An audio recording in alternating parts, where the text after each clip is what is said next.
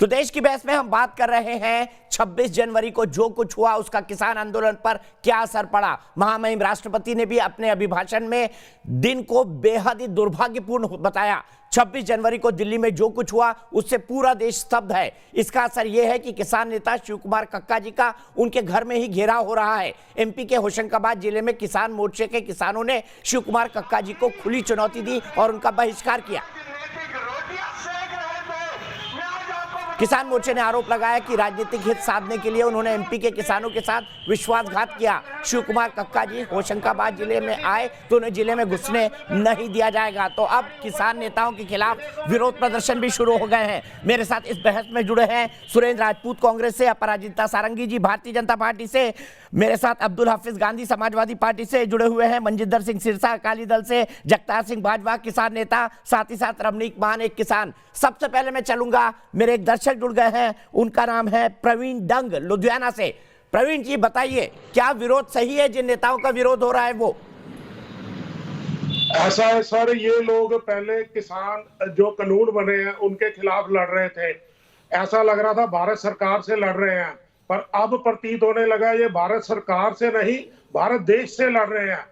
26 जनवरी को किसी परेड जिस दिन देश की निकलनी होती है उस दिन इनके द्वारा ट्रैक्टर परेड की परमिशन मांगना, इनकी साजिश जो इनके दिमाग में चल रही थी वो नजर आ रही थी। उस दिन किसी तरह का भी किसी भी संगठन को कोई प्रदर्शन करने का परमिशन सरकार को देनी भी नहीं चाहिए थी, इनको मांगनी भी नहीं चाहिए थी। दूसरी बात, जब सरकार हर तरह की बात इनकी मानने को तैयार है, जो मैं आम नागरिक होने के नाते देख पा रहा हूं, हर तरह के संशोधन को तैयार है, बिल को 1.5 साल के लिए लटकाने के लिए भी तैयार है, तो साफ प्रतीत हो रहा है कि ये लोग, इनका मकसद बिलों में किसानों के हित की बात करना नहीं है, कोई छुपा हुआ राजनीतिक एजेंडा है जो धीरे धीरे सामने आ रहा है। जो 26 जनवरी का इन्होंने कलंक लगाना था हमारे देश पर, वो कलंक लगा चुके हैं। ठीक है, और ये जो ठीक है प्रवीण जी, आपने अपनी बात काफी अच्छे ढंग से रखी। इसके बाद मैं सीधे चलता हूं जगतार जी के पास। जगतार जी, कक्का जी का विरोध, देश की जनता का ये मत, आपको नहीं लगता आपने रॉन्ग नंबर डायल कर दिया है 26 जनवरी के बाद?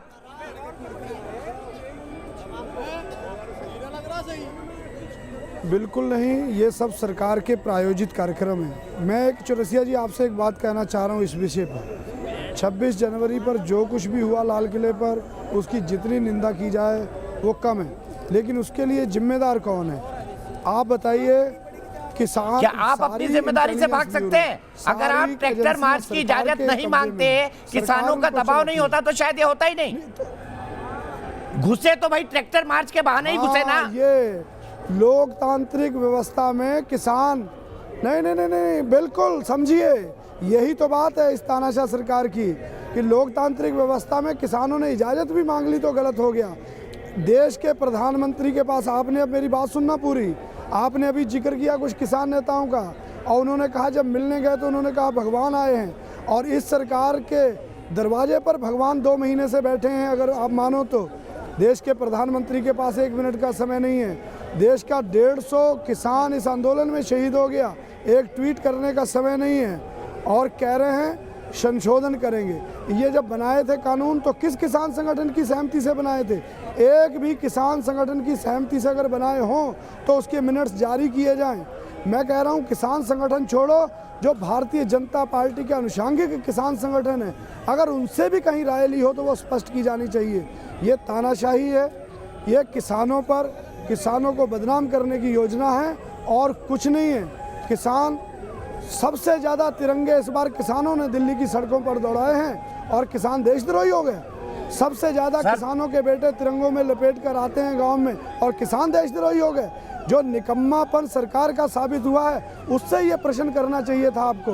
ये बड़ा दुर्भाग्यपूर्ण स्थिति है कि जो प्रश्न देश के गृह मंत्री से बनता है, देश की सरकार से बनता है, वो देश के भोले भाले किसानों से किया जाता है। ठीक है, मैं बीजेपी से आपका सवाल पूछ लूंगा, लेकिन रमनीक मान जी, क्या वाकई सरकार किसानों को बदनाम कर रही है? मैं आ रहा हूं सिरसा जी। नहीं, मैं आपको वाजे तौर पे 2-3 बातें बताता हूं। मैंने बार बार आपके चैनल के माध्यम से, अन्य चैनलों के माध्यम से कहा, जैसा जनरल साहब ने भी कहा, 363 दिन है, आप कीजिए। पहले भी चुन्नू ने कहा था कि 15 अगस्त को काले झंडे दिखाएंगे। 26 जनवरी को ये कह रहे हैं कि हम ट्रैक्टर मार्च निकालेंगे। आप 27 को निकालिए, 28 को निकालिए, आज गणतंत्र दिवस निकालिए। तो आपको कौन गणतंत्र रोक रहा दिवस था? के दिन होता आपने है। 26 का ही दिन और चुना, मान साहब उस दिन अगर अराजकता होती है तो जिम्मेवार आप भी हैं। नहीं सुनो, ऐसे नहीं बीच में बोल सकते आप। सुनो, अब आपको सुनना पड़ेगा। आप हमेशा बोलते रहते हैं अरे गोला लाठी करेंगे हम सरकार को। अरे हम सरकार को गोला लाठी कर दी, गोला लाठी हम बक्कल उतार देंगे। उतार दिया बक्कल आपने। 26 जनवरी आपने देश को बदनाम किया है, आपने राजतंत्र को आपने रास्ता दिया है। और मैं बताता हूँ, दीपक भाई मैं बताता हूँ, इस चैनल के ऊपर मुझे किसी ने कहा कि आप ओम प्रकाश धनखड़ के साथ खड़े थे। अरे आपने मुझे देखा नहीं, मैं नरेंद्र मोदी के पीछे खड़ा था। वो दीवार मैं हूँ, सड़कों पर बैठे हैं, वो लाल किले का वो परिसर मैं हूँ, वो तिरंगा मैं हूँ। सुनो मेरी बात। और जो अशोक स्तंभ के ऊपर शेर लगता था, शेर, वो शेर मैं हूँ। मैं सरदार हूँ, सरदार। आप खाना नहीं खाते मेरे हाँ, ख्याल मैं से। सरदार हूँ। मैं हर एक उस नेता के पीछे जो हमारे देश की भलाई की बात करता है उसके पीछे खड़ा हूं मैं। आप मेरे को कोई लेबल दो, कोई मुझे आतंकवादी बोले, कोई खालिस्तानी बोले, कोई दिक्कत नहीं है, कोई दिक्कत नहीं है। और तुम सुनो, अरे सुनो, गणतंत्र दिवस, सुनो मेरी बात को। 26 जनवरी को होने वाला गणतंत्र दिवस 27 जनवरी को मना लेंगे। आदमी इकट्ठे कर लिए, तुम वहां पे बड़े चौधरी बन गए हो। आप भी सुनिए, मेरी बात सुनो। कल रोते हुए देखा था टिकैत को, क्यों रोया था जानते हो? वो भावुकों के रोया था कि मैं पकड़ा गया, जेल गया तो मेरे साथ क्या होगा, इसलिए रोया था। वो अपने लिए रो रहा है, मेरे आपके लिए नहीं रो रहा। 3,17,948 किसानों ने आत्महत्या करी। ये 2014 में चुनाव लड़ रहा था। आप बातें करके बता रहे हो, मेरे को चुनाओगे आप मेरे को बताओगे कैसे किसान होते हैं? अरे हमने देखा अपने बाप दादा को खेत जोतते हुए, तुम बताओगे मेरे को? 150 किसान शहीद हो गया करने के लिए बैठ गए दिल्ली यहाँ की पे, सड़कों पर। कॉन्स्पिरेसी थ्योरी निकाल रहे हो। कैसे तुम देश किसान के हो भाई? प्रधानमंत्री के पद को इतना कैसे गिरा रहे किसान हो, हो? तुम देश आप के कैसे गृह किसान मंत्री के हो? पद को इतना गिरा रहे अरे रहने हो, दो। तुम गरिमा में नहीं रह सकते। सरकार कहते सरकार कॉन्स्पिरेसी थ्योरी कर रही है, चुप कीजिए आप। सरकार देश का प्रधानमंत्री देश के खिलाफ कॉन्स्पिरेसी करेगा, ना देश की सीमाएं सुरक्षित कर सकते हैं ये। और आप जैसे लोग खो चुके हैं अपना। आप लोगों के कारण हम जैसों को खालिस्तानी कहते हैं लोग। सुरक्षित नहीं, क्यों कहेंगे? देश का लाल किला सुरक्षित नहीं, आपसे नहीं सुनूंगा मैं। अरे छोड़ दीजिए, आप जैसे लोगों के आपको कारण बात करने का पता नहीं है। लाल किले से झांकियां निकलती हैं, झांकियां निकलती हैं लाल किले से। क्यों घुसे? क्यों घुसे? लेकिन जगतार सिंह जी, अब तो आसपास के लोग भी आपके पास आने लगे कि खाली कर दो। बोल रहे हमारा रोजगार छिन रहा है। ये सवाल हम पूछ रहे हैं। मैं खड़ा हूँ अपने देश के प्रधानमंत्री के पीछे चट्टान की तरह खड़ा हूँ। किले में अरे अशोक स्तंभ का शेर हूँ मैं। तुम कौन हो? किसानों को इजाजत नहीं दी सरकार ने। भीड़ में झुंड में लगा के बैठे हो तुम अपने आसपास। जमघट है, अकेले सामने से बात करो, तो आसपास के लोग भी बोलने लगे खाली कर दो, हमारा रोजगार छिन रहा है, क्या करेंगे ऐसे में आप? सड़कों पर बैठे हैं आप कैसे हुआ काला? कभी कहते जमीन छिन गई, रोजगार छिन गया। अरे रहना ठीक है, सीधे सिरसा साहब के पास चलता हूँ। सिरसा साहब, अब तो आसपास के लोग भी बोलने लगे खाली कर दो, हमारा रोजगार छिन रहा है। कतई किसान नहीं है उन उपद्रवियों को जिन्होंने झंडा लगाया वहां पे जाके। तुमने देश अजी रोजगार का सम्मान। जगतार सिंह जी, रबनीक मान रुकिए, सिरसा साहब बोल रहे हैं। जगह पर ये आंदोलन चल रहा है, एक भी हिंसा नहीं हुई वहां पर। क्या ऐसे बढ़िया आंदोलन चल रहा है? 100 लोग जगतार जी मेरी बेनती सुनो, एक मिनट मैंने गल कर लेंदे हो। दीपक जी, जगतार जी मेरी हम्बल रिक्वेस्ट है, मेरी गल सुनो। रवनीत जी एक मिनट, मेरा दीपक जी आपसे एक विनम्र आग्रह है। देखिए, ये आप भी समझ सकते हैं कि जब ऐसे कोई प्रोटेस्ट हो रहा हो, उस प्रोटेस्ट के अंदर जानबूझकर ऐसी शरारतें की जाएं, इससे अपना देश का माहौल बिगड़ेगा। देखिए, कोई वहाँ लोकल लोग नहीं जा रहे, ये शरारत कराई जा रही है, लोगों को इकट्ठा करके वहाँ भेजा जा रहा है। मैं आपको बहुत स्नेह भी करता हूं और आपसे उम्मीद भी करता हूं कि कहीं ना कहीं हम सब लोग जिम्मेवार हैं। मान लीजिए किसी भी कोई एक धर्म के आदमी को चोट पहुंचती है, वो चाहे किसी भी धर्म से हो, वो भी हमारा भाई है। चाहे वो सिख हो, चाहे वो हिंदू हो, चाहे मुसलमान हो, चाहे ईसाई हो, सब हमारे भाई हैं। ऐसे में जो आज भी हुआ वो बहुत दुखदाई है। किस तरीके से वहाँ पर लाठी चलियाँ, किस तरह से पत्थर चलाए गए, और फिर किसानों को उठा के आपने देखा किस तरह से एक लड़के को, नौजवान को बालों से खींचते हुए पुलिस नोचते हुए, जैसे गिद्ध नोचते हैं किसी को, नोचते हुए लेके गए हैं। ये अच्छी बात नहीं होगी। मुझे लगता है हम सब लोगों को इस बात की चिंता करनी चाहिए। कोई आसपास के लोग नहीं है, ये जानबूझकर सुनिश्चित किया जाता है और उनको वहाँ पर भेजा जाता है। सरकार अगर 200 लोगों को नहीं रोक सकती, तो एक तरफ सरकार कह रही है कि हम 5 लाख प्रदर्शनकारियों को बॉर्डर पे रोका हुआ है, और वो 200 लोग वहाँ पे कैसे घुस गए, किसकी इजाज़त से घुसे और कहाँ तक घुसे? जहाँ तक प्रदर्शनकारी बैठे हैं। और मैं आपको बताना चाहता हूँ दीपक जी, मैंने भी आज जाने की वहाँ कोशिश की, मेरे को भी जाने की इजाज़त नहीं मिली, क्योंकि हम जिम्मेवार हैं। हम वीडियो डालें, देखो हमें जाने नहीं दे रहे, ये कर रहे हैं, वो एक गलत हो जाएगा, वो इंस्टिगेट करने का काम होगा। नहीं जाने दिया, कोई बात नहीं, हम समझते हैं कि आज हालात ठीक नहीं है और ऐसा कोई काम नहीं कदम उठाना जिसके कारण हमारे देश की एकता के ऊपर, अखंडता के ऊपर कोई जवाब भी हो। सो मैं आपसे भी विनम्र विनती करता हूं। सर, ये आप सोच रहे हैं, मैं सोच रहा हूं, पर क्या किसान भाई भी ये सोच रहे हैं? सवाल ये भी है। क्यों नहीं सोचते किसान? दीपक जी, हम किसान को गलत तो नहीं कह सकते। देखिए, ये कहना तो गलत होगा। कोई दो लोग शरारती तो आपके टीवी चैनल पे भी शरारत कर सकते हैं, कोई सड़क पे जाते भी कर सकते हैं, बस पे भी जाते कर देते हैं, कोई गुरुद्वारे, मंदिर, मस्जिद के अंदर भी लोग आजकल चोर घुस जाते हैं जो लोगों के पर्स काट के चले जाते हैं। तो कहां हम अपने किसानों को ब्लेम क्यों करते हैं? आप बताइए, अगर सरकार चंद लोगों को ही सुरक्षा प्रोवाइड कर सकती है तो फिर आप बताइए ठीक है, पूरे देश की सुरक्षा कैसे देंगे? सुरेंद्र राजपूत जी, अब्दुल हफीज गांधी, फिर सबका जवाब अपराजिता दे देंगे। सुरेंद्र राजपूत जी। दो बातें दीपक भाई, एक चीज मैं आपको बताऊं, अभी अपराजिता जी ने, आपने बड़ी वो किया कि राहुल गांधी जी कहां थे कहां थे कहां थे। पहले मैं सोच रहा था नहीं जवाब दूं, लेकिन अब सुन लें, क्योंकि हम लोग तो घर परिवार वाले हैं। दीपक भाई, अगर आपकी माताजी की तबीयत खराब होगी और इतनी तबीयत खराब होगी कि उन्हें अस्पताल ले जाना पड़े, तो आप ये चैनल का शो करोगे, अपनी मां को अस्पताल ले जाने का काम करोगे? तो राहुल गांधी जी अपनी माताजी को लेकर के गए थे। अगर अपराजिता जी को और भारतीय जनता पार्टी को कोई आपत्ति हो तो बताएं।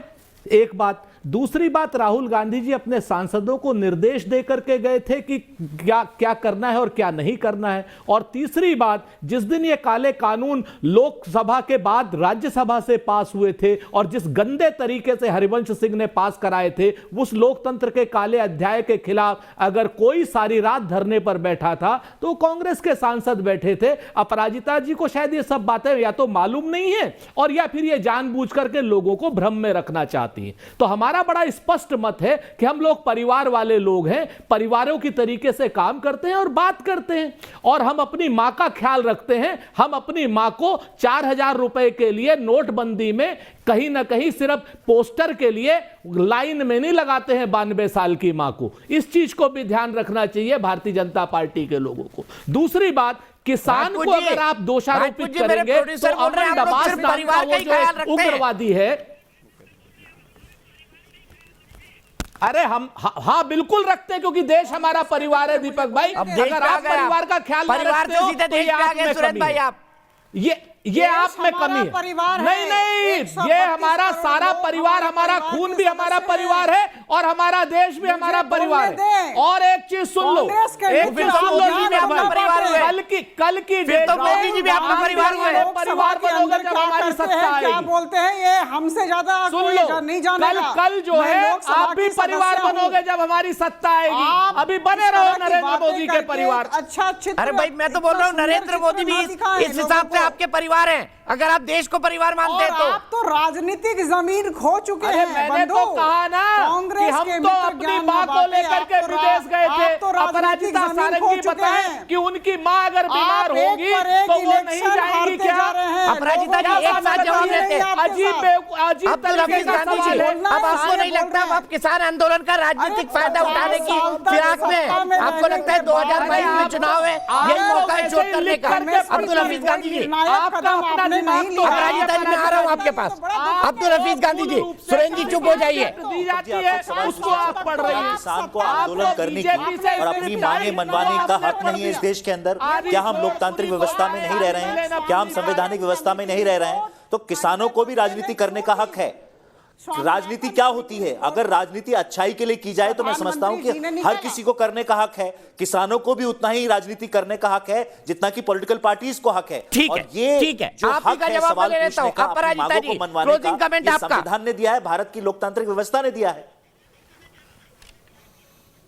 अब तीनों का आप एक साथ जवाब दे सकते हैं। मैं सिर्फ ये कहना चाहती हूं कि प्रधानमंत्री मोदी जी की सरकार किसानों के साथ है, किसानों के साथ रहेगी। लोकतंत्र के नाम पर हिंसा के अरे तांडव भाई को लिखा सहा हुआ नहीं जा मत सकता पढ़िए, है। अपने मन से भी बाह्य बोल शक्ति दीजिए। की राष्ट्र जो विरोधी शक्ति बीजेपी वालों ने लिख करके दे दिया आपको, वही सिर्फ पढ़ती जा रही अगर इस तरह है। का अरे काम शर्म करेंगे, कीजिए, अगर हिंसा आप प्रधानमंत्री जी प्रवक्ता हैं, गुजरात में आप किसानों से मिल लोकसभा सकते के हैं, सांसद हैं, दिल्ली क्या बॉर्डर पर लोकसभा बैठे में हुए भी किसानों जो से मोदी मिलिए। जी अभी बोलते तक थे वहां पर प्रधानमंत्री जी निशान क्यों नहीं लगा गए? देते? अपराजिता ये अरे अपराजिता सिर्फ जी अपराजिता जी की आवाज प्लीज, ये हमारा बीच में दायित्व डिस्टर्ब है। मत करिए सुरेंद्र जी, अब्दुल और हफीज गांधी जी। कांग्रेस तो अपना ज्ञान न बांटे, राजनीतिक जमीन तो खो चुके हैं। स्कोर बोर्ड देखें, एक पर एक इलेक्शन हारते जा रहे हैं, जमीन ही नहीं है नीचे, और बोले जा रहे हैं बड़ी बड़ी बातें। 50 साल तक सत्ता में थे, एमएसपी पर कोई निर्णायक कदम लिया ही नहीं, और हम जब समाधान करने की कोशिश कर रहे हैं तब कुछ बोले जा रहे हैं। दूसरी बात मैंने कही, मैं पुनरावृत्ति करूंगी, 8 साल तक स्वामीनाथन कमेटी रिपोर्ट क्यों नहीं बाहर की गई? ठंडे बस्ते में क्यों थी? और सबसे ज्यादा किसानों की हत्या आपके समय में हुई है। आप इन सब बातों को ना भूलें। निर्लज्जता की भी हद होती है। कांग्रेस के प्रतिनिधि, कांग्रेस के मेरे मित्र, निर्लज्जता की भी एक सीमा होती है, ये जरा मन में रखें। चलिए मैं यहीं पे आप तो ना रुकूंगा, बोले। यहीं पे रुकूंगा। मैं आज देश की बहस के सवाल का उत्तर आपको बता दूं, 100% लोग ये मानते हैं कि राष्ट्रपति महामहिम के अभिभाषण का बहिष्कार नहीं होना चाहिए था। देश की बहस में आज इतना ही। रात 9:58 पर आपको दिखाएंगे दंगाइयों के हेडक्वार्टर का सॉलिड सबूत। ब्रेक के बाद